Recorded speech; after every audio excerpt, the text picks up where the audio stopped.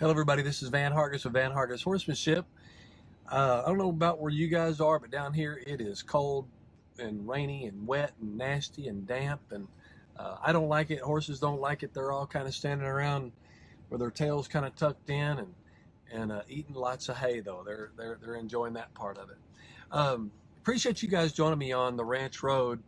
Let's head that direction and. Um, I tell you, I just feel like we're going to create some haters today, but I don't really care because we're going to talk about something that it really bugs me to see professional horsemen do.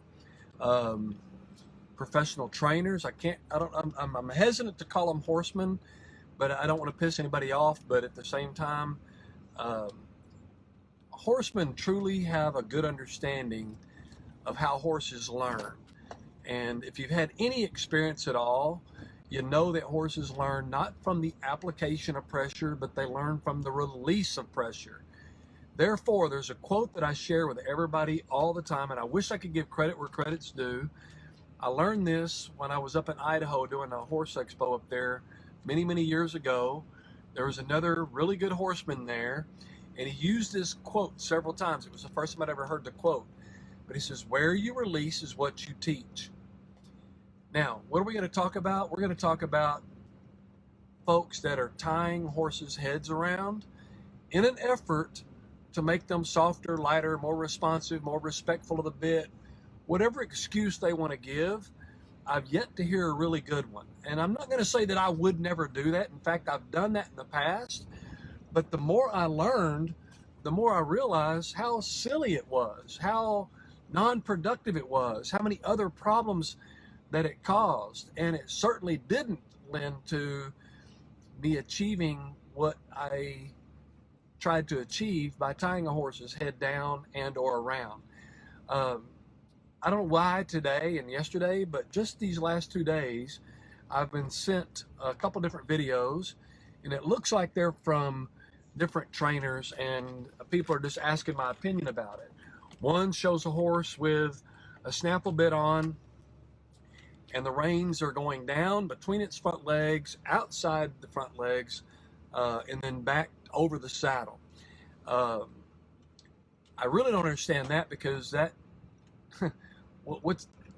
that totally takes away from the whole purpose of a snaffle bit and what a snaffle bit does. So I don't understand that.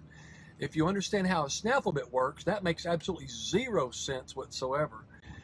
Some other ones that I saw, though, are actually ones I've seen a lot of, and it's where people will take a horse's nose and with the Snapple bit, or I've seen some training apparatuses go over the nose that are similar to like a bosal, but not really a bosal because it doesn't have anything under the chin, but it's mainly just pulls off their nose and it flexes them to the left or to the right.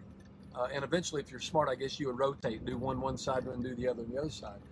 And I've seen those attached to everything from a stirrup, which would be, I guess, the least of those major concerns, because at least a stirrup will give a little bit.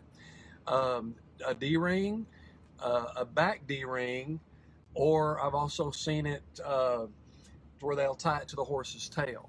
And I'm not saying I'm against it totally, but I'm saying I've seen it, and I just don't see the benefit of it if you truly understand how horses learn. Horses learn through the release of the pressure, which means that we've got to put the horse in that same position, whatever it is you're looking for. Flex your horse's nose to the right. And when that horse gives ever so slightly, let it go. Let it go immediately. And as a result, the horse will learn that there's an end to the drudgery, that if they give in even a little bit, then you're immediately going to respond by taking that pressure off. Horses are smart. They'll put two and two together, and they'll learn that literally a little bit over time. The other thing, if I ask a lot of people what they're trying to achieve, I'm trying to get the horse to be soft, light, respectful of the bit. For what long-term goal? I want a horse to learn to get collected. Well, folks, collection is the last thing that you work on a performance horse. You build to that, you see. So I guess if I could encourage people, slow down to try to achieve the same things you're trying to achieve. Don't rely on an inanimate object such as a bridle rein tied to something hard and fast. that can't think and can't release when that horse does something positive, when that horse does something good. Um, Use your own knowledge, your own timing, your own awareness. And when that horse does something positive, release that pressure. Whatever that pressure is, release it immediately. If you've got further concerns about this and those who want to hate on this, I'm ready for you. Go ahead and let me have it.